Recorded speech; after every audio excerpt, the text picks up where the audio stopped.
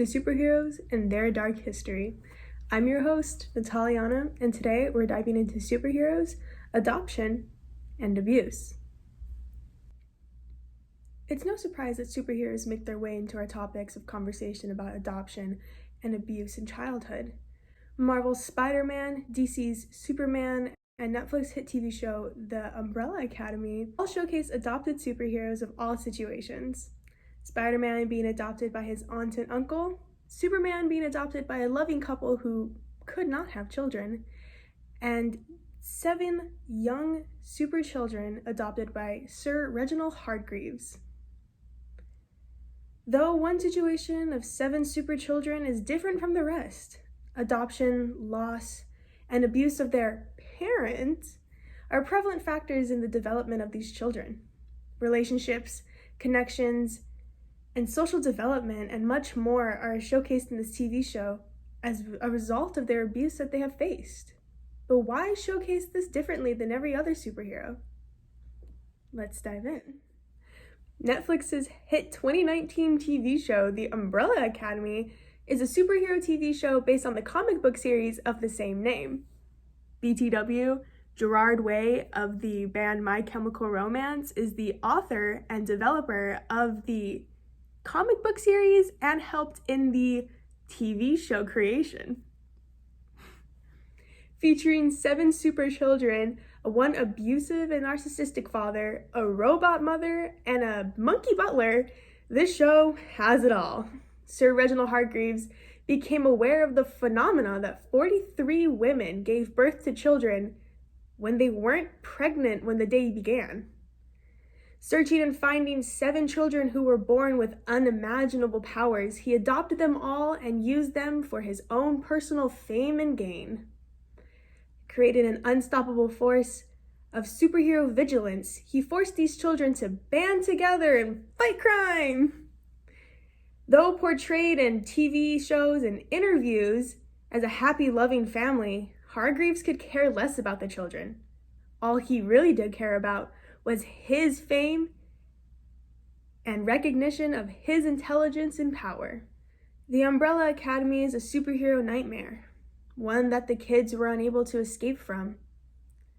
With a lack of love and affection in the household, there is a sense of familial abuse and loss. A quote from a popular article which showcases the true family bonding experiences that the 7 children were forced to participate in says, "Not only does the show work to show us an astonishing array of variants in how this abuse can be enacted, but it takes that the point to step further in illustrating how this abuse perpetuates and sustains itself." I mean, come on now. The guy bought children and used them to fight crime. We really didn't expect a Disney fairy tale ending, did we? Hargreaves went out of his way to take all the love and fatherliness out of the relationships he had with the kids. Creating a robot mother to take care of the humanity aspects of the children caused interpersonal relationship issues in the future. Hargreaves also put a heavy mental and emotional strain on the children from a very young age. Klaus's childhood was filled with trauma that would have a profound impact on him for the rest of his life. Reginald was not much in the way of a father figure. He did not treat them as children, but as a means to his ultimate end of getting his wife back. Reginald remained distant and unloving, pushing the children in ways that would be considered abuse. In Klaus's particular case, Reginald took a sink-or-swim approach as he locked the young child in a mausoleum for hours, exposing him to the dead spirits in the area. Klaus's power in itself can be traumatic, especially for a child. The spirits that Klaus encounters are very forthcoming to him with how they died. Klaus being trapped in the cemetery as a child, outcasting Victor because he was not good enough, sending Luther to the moon because he knew that he would do anything to please his father, and getting Ben killed on a mission. But worst of all, and something I personally believe affected all of them, was the ranking. Hargreaves refused to name the children like a normal father would, and instead ranked them on their abilities to perform in combat, from good and worthy to no. 1, Luther. 2, Diego. 3, Allison. 4, Klaus. 5, 6, Ben. And 7, Victor. Not giving them names like a normal father would, the children took to naming themselves, calling each other what they preferred in private and never in front of their father. We can relate the issues of adoption and abuse we see in the Hargreaves children with normal adoptive situations we see with other children in real life. One of the biggest effects in development that we see in adoptive children and superhero adoptive children is their interpersonal connections. One can be stemming from the belief and notion that their real parents just gave them away or no longer wanted them. A scholarly article titled "Superheroes and Heroic Journeys: Reclaiming the Lost in Adoption" by Lawrence C. Rubin talks about the reality of adoption. Quote, "As the adoptee grows better and able to cognitively appreciate loss, she comes to realize that regardless of how wonderful it was to be wanted by the adoptive parents, someone, somewhere, for whatever reason, just gave her away." An example of this that we see in the Hargreaves children is Diego and his obsession with finding his biological mother in seasons 1, 2, and 3, but we mainly see it in season 3. He believes that he was just given away, and he wants to find the woman responsible for this and ask her why. Diego also becomes overly obsessed with their robotic mother, who Reginald Hargreaves had created to give them the humanity as children. We can see his personal connection goes beyond any other connection any of the other Hargreaves children has with her. With a lack of love and connection that he could have had with Hargreaves in his childhood, he sought out love from this robotic mother when she could only give so much. Another issue we see that stems from their interpersonal connections and development as a result of the abuse as children is creating romantic relationships. They can appear to be apprehensive in creating romantic relationships or become overly attached to a potential partner or their current partner. An example of this is Victor. In the first season, had become overly attached to his partner, Harold Peabody. Harold Peabody had showcased love and affection for Victor and appreciated him for being the real Victor. Growing up with the treatment from his adopted father, Victor sought out a relationship where he could feel appreciated for just being him, not having to try to be better than everybody else or showcase his powers in a certain way. He wanted to be loved for just being Victor.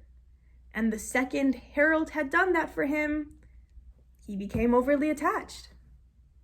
Victor also became overly attached to his second love connection, Sissy Cooper, in the second season, growing a big interpersonal connection with her as well after stemming loss of Harold in the first season.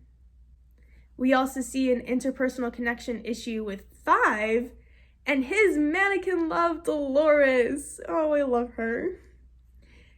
5 had found a mannequin, Dolores, in the first season when he was lost in time, treating this inanimate object like a person, connecting with it on a more romantic level. It's just something abnormal that we don't see, but stems from the issues that he had grown as a child, not getting that love and having an easier time creating a connection with an inanimate object than another person. Another scholarly article titled "Understanding the Behavioral and Emotional Consequences of Child Abuse" by the American Academy of Pediatrics talks about childhood abuse and their effects. Quote, "Children with a history of abuse, neglect, or abandonment may present the pediatrician with symptoms including anger, aggressive behavior, depression, or difficulties sustaining attention. We mainly see the anger and aggressive behavior in the Hargreaves children as a result from their abuse of their father Reginald Hargreaves. Reginald Hargreaves never taught these people to be people. He didn't teach them how to be emotionally stable. So like they end up doing huge damage to their supposedly normal lives. And Klaus? Diego and his anger towards the world, Allison and her easy anger toward her siblings in the third season as a result of the setback in gaining her own child back. And finally, all the children dispersing at the end of the third season, even after working together to save the world again. With an unloving atmosphere, it's no wonder the children grew up to have attachment issues as adults. The Umbrella Academy differs from all other superhero adoption stories we know. Spider-Man and Superman both come from simple households. Though holding trauma from their times in battles, their issues in development is not affected by their parents. For this reason, the Umbrella Academy showcases the unhappy ending to many stories. Showcasing the reality for many viewers and connecting with a new audience, it pulls strongly on that sense that viewers will connect with the lovable TV characters. Black viewers who feel left out or unappreciated in sibling relationships can connect with Allison. Viewers coming from abusive households or who hold PTSD from past relationships can connect with Victor and his sense of searching for the real relationship and his over-attachment to his romantic partners. And adoptees can connect with Diego and his search and longing for understanding and finding his adoptive mother. Trying to make a fantasy real for a lot of people in hopes of that connection to the screen. Well, for all these children, we can connect with them and feel for them. Us viewers want to be there for them and take them away from these horribleness that we were shown. I hope from my video that we can better understand the adoptive children and abuse that they were faced as a result. Be better people to create better people. Thank you so much for watching and listening to my superheroes today. I hope you enjoyed, and if you did, please click that like button and subscribe to see more. Have an amazing day, my lovelies. Mwah!